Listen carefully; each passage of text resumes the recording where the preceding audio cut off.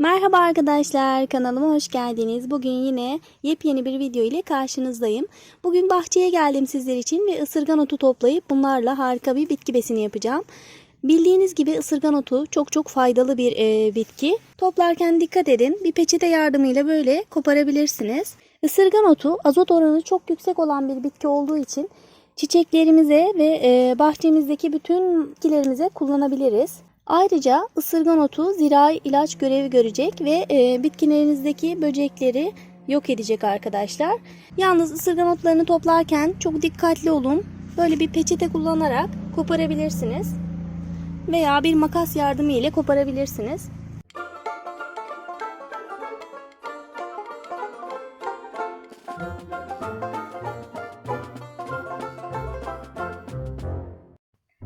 Tekrardan hepinize merhaba arkadaşlar. Toplamış olduğum ısırgan otlarının şimdi hazırlanma aşamasına geldim. Öncelikle şunu belirtmek istiyorum. Isırgan otunu biz iki alanda kullanıyoruz. Hem bitki besini olarak kullanıyoruz hem de bitkilerinizde oluşacak ya da bahçenizde, ağaçlarınızda, meyvelerinizde oluşacak zararlılara, böceklere karşı ilaç olarak da faydalanabiliyoruz ısırgandan.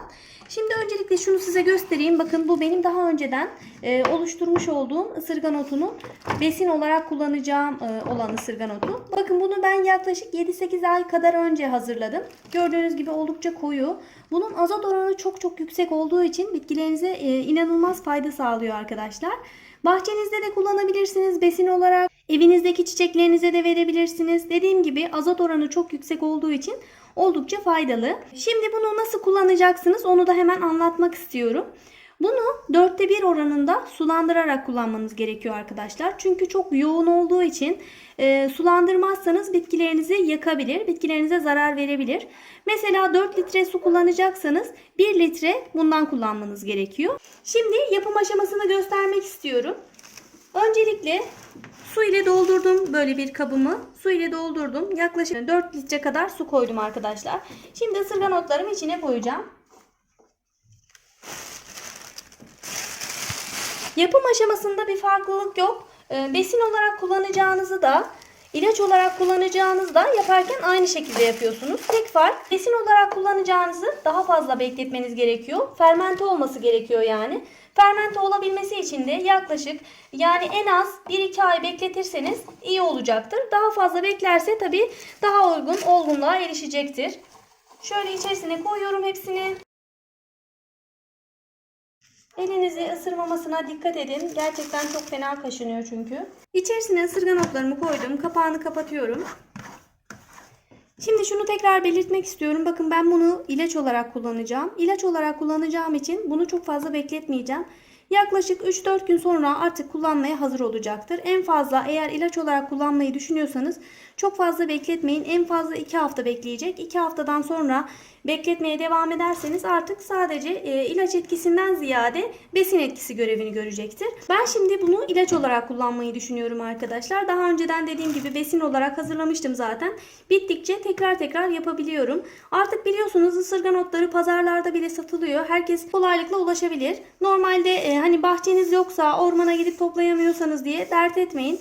Artık pazarlarda bile bulabilirsiniz. Küçük bir bağ alıp daha miktarını az olarak da yapabilirsiniz. Bunu ilaç olarak kullanacaksanız nasıl kullanmanız gerekiyor ona da değinmek istiyorum arkadaşlar. Bunu yaklaşık ben 5-6 gün kadar bekleteceğim. 5-6 günden sonra süzeceğim ve ilaç olarak kullanacağım.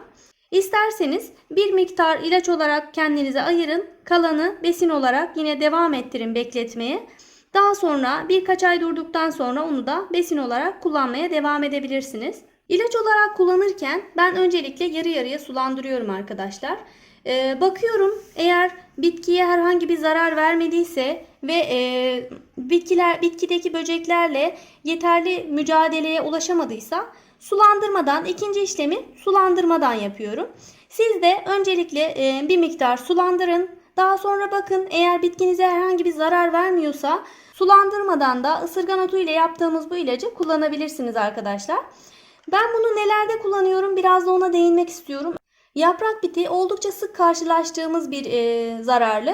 Onunla mücadeleye gerçekten çok faydalı. Herhangi bir zirai ilaç kullanmanıza gerek kalmayacak bunu kullandığınızda. Bunun yanı sıra ben şu an özellikle unlu bite karşı kullanacağım. Unlu bit işini özellikle yapmayı düşünüyorum. Unlu bite karşı kullanabilirsiniz. Bitkilerinize eğer böceklenme, sineklenme oluştuysa ona karşı kullanabilirsiniz.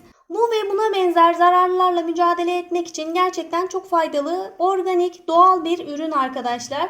Herhangi bir zirai ilaca hem para vermenize gerek kalmayacak hem de zirai ilaçları sonuçta tüketim açısından çok sağlıklı bulmadığım için ben böyle ısırgan otu kullanıyorum. Sizlere de kesinlikle bunu kullanmanızı tavsiye ediyorum. Dediğim gibi besin oranı da çok yüksek. Bunun azot oranı çok yüksek. Besin olarak da kullanmanız oldukça fayda sağlayacaktır. Çiçeklerinizde kullanabilirsiniz. Bahçenizdeki meyvelere kullanabilirsiniz.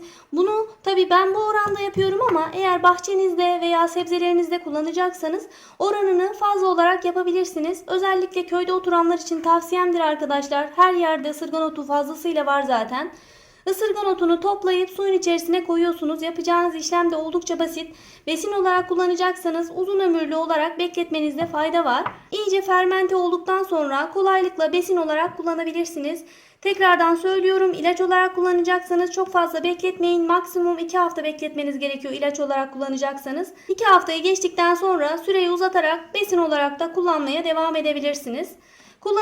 Besin olarak kullanırken de süzmenize hiç gerek yok. Bunu direkt olarak uygulayabilirsiniz. İlaç olarak kullanacağınızı da süzdükten sonra bir sprey kutusuna koyarak bitkilerinize püskürterek kullanmanız uygun olacaktır. Bugünlük de anlatacaklarım bu kadar arkadaşlar. Herhangi bir soru ve görüşünüz varsa bana yorumlarda iletebilirsiniz. Instagram hesabım Beril'in Hünerleri. Oradan da ulaşıp soru ve görüşlerinizi bana iletebilirsiniz arkadaşlar. Hepinize sağlıklı, mutlu, güzel günler diliyorum. Sağlıcakla kalın arkadaşlar.